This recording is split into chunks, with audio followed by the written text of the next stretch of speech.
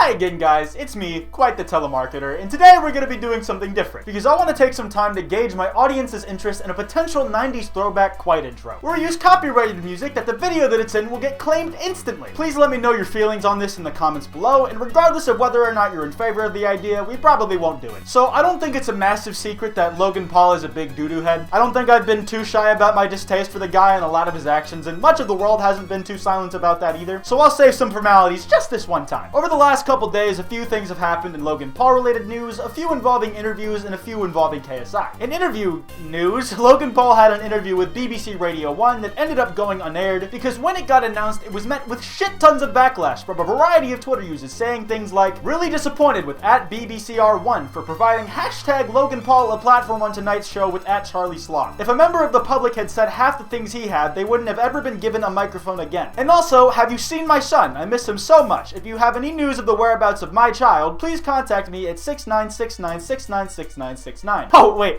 sorry, I was looking at the wrong thing when I said that. But in general, people weren't too happy with the idea of that interview airing, so BBC pulled it saying, we were going to hear from Logan Paul and KSI on their boxing match tonight. After listening back to the interview, we don't feel it's right. We understand some of your strong views on Logan, but ultimately, if we don't think the interview is good enough, we don't air it. In my opinion, that's a complete fucking cop-out. I don't have definitive proof I wasn't there, but to me, this just feels like them not wanting to acknowledge that they're backing down because of public backlash, not some sort of thing with quality control. Personally, I don't think they should have pulled the interview. I don't think it's fair to just cut out Logan's tongue. He should be allowed to speak, and people should be allowed to critique what he's saying. Either way, even if you did give a platform to him, he does a pretty good job of making himself look like an idiot on his own. And the interview, I think, could have been pretty interesting if they grilled him about the right things, because from what it sounds like, it was a face-to-face thing with him and KSI. However, there was a different Logan Paul interview that did end up getting released recently. This was an interview that KSI did with Logan Paul that actually ended up seeing the light of day, and it hit the top of YouTube trending at one point, and as of me recording this video, it's still on the trending tab, sitting at the number 8 spot. Now, I want to address a couple things in this interview real quick before we move on to the Logan Paul KSI specific stuff. First of all, I want to say KSI did a much better job in this interview than he did with his Robert Kinsell interview, who, if you don't know, is the head of YouTube business, that KSI interviewed a couple months back. I made a video on that if you're interested, but the point being that I think KSI was a lot more tough on Logan Paul than he was Robert, and I think given who the person he's interviewing is in this case, it was extremely necessary. After watching the interview, a couple things stuck out to me. One thing was Logan Paul's heavy focus on calling himself a brand and trying to define what that brand stood for. He just said a lot of things like he and his team got caught up in what they were doing and just making content that they were just kind of on autopilot, and that they were just so focused on putting that content out, they didn't really think about what it was they were putting out. But it's like, in case he addressed this in the interview, when Logan Paul made his video saying that he was trying to learn to be a better person and to be less insensitive to things like suicide, in the video, like, immediately after that, he was right back to his old self, completely indistinguishable in my eyes from what he was like back in 2017. He was plugging his burst, the first video, back to regular kind of vlogging. It seemed like he was pushing off the blame for his problems to other people instead of accepting responsibilities for his actions like he said he had. And then this interview with KSI, he says that even though he may sound like he thinks it at times, he knows he's not a victim. But there's a little whiff of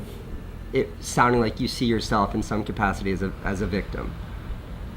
No, by no means am I the victim here, and I guess it's sort of tough because I want to make it very clear I am not the victim here, by no means, and everything I say I do need to not word it like that because I'm not the victim. What I'm not afraid to do though is be vulnerable about this. But going back, within a week of his return video, he was making a video tasing a dead rat and suffocating a fish. And while neither of those things are really on the level of the original thing we were pissed at him for, what it showed was a pattern of behavior, and it made it seem like that Logan Paul really had not become any more self-aware or learned much over the course of the month break he took. Fast forward once again to now in this interview, he says that in his mind when he was doing that, he was trying to play into being the villain that everybody already thought he was. That was me becoming obsessed with the idea of being a villain.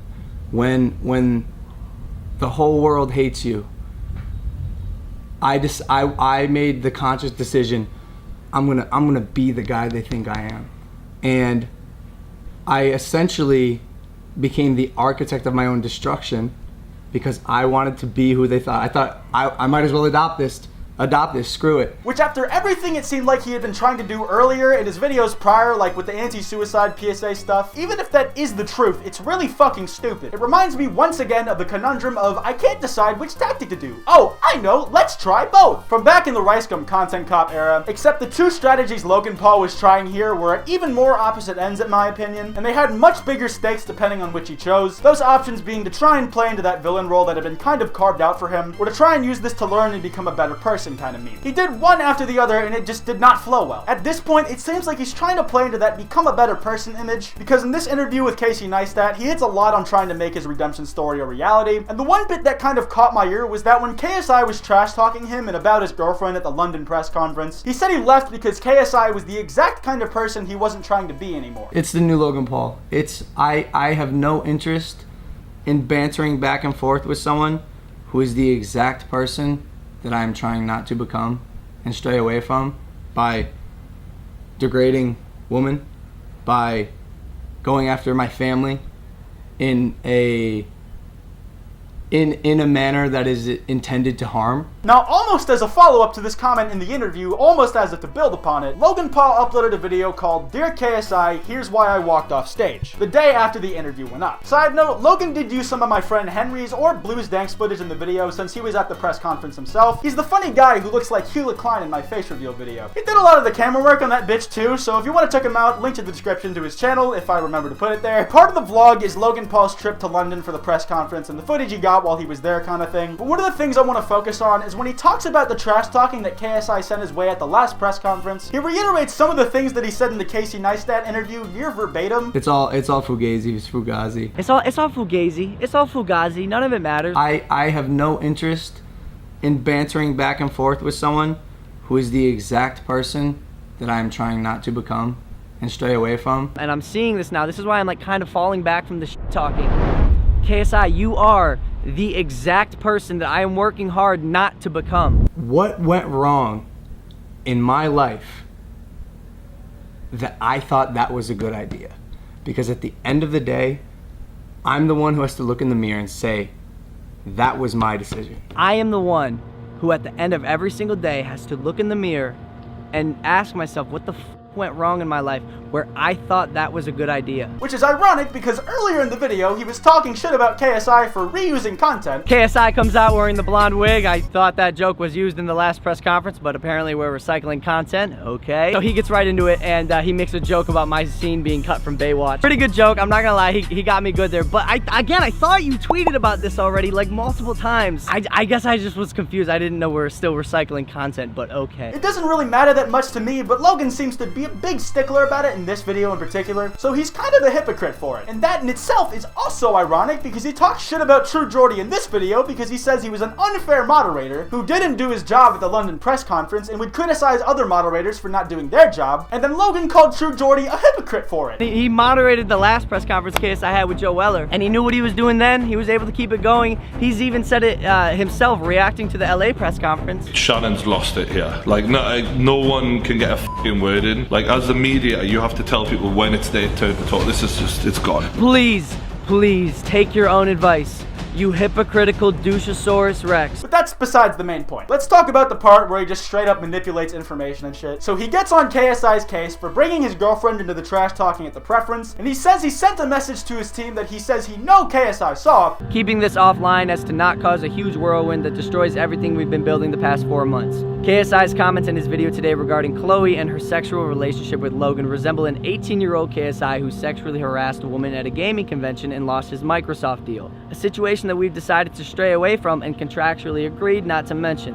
But, quote-unquote, you're gonna have to f her like a prostitute is a bit far considering what I've chosen not to bring up so JJ can keep his EA deal and YouTube Red show, etc. Trying to keep it professional and not make an entire YouTube video about it. If he wants to keep hitting below the belt, that's fine, but I think the repercussions will hurt all parties involved. And the next bit is just kind of what fucks me off a little bit. But you didn't listen, JJ, and that's why I'm not gonna sit there and talk about your disgusting sexual harassment issues in the past. Today I'm with massive tits.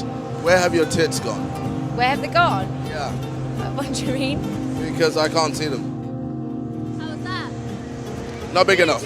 What are you doing not fingering yourself? Pardon? What? I'm being nice to you. You have a sister, Casper? What's her name? Theodora. Like Dora the Explorer, because I'm gonna explore her pussy.